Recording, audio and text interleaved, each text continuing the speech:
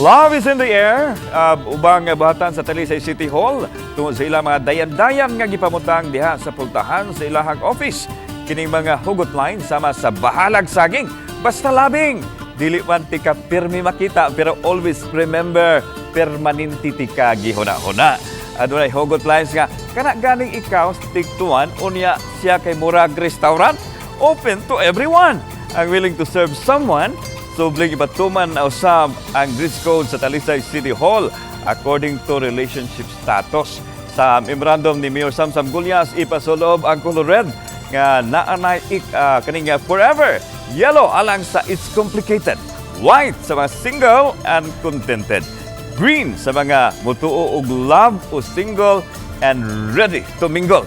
Gray sa mga nagdahom, kabalikan pa.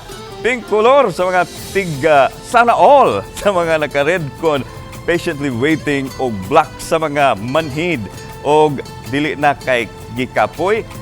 Samtang sa Valentine's Dinner Plus, movie usab, 5-star hotel ang mapili nilang Gulyas o asawang si Kongresista Ria Gulyas nga labing nindot nga mensahe sa hinigugma niini.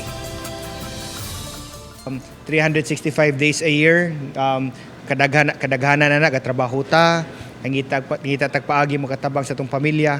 Maybe one day in Valentine's Day, try to spend it with loved ones, whether it be family, whether it be your wife, your girlfriend, or boyfriend ba nimo, pangitag paagi na mas special sad sila og Valentine's.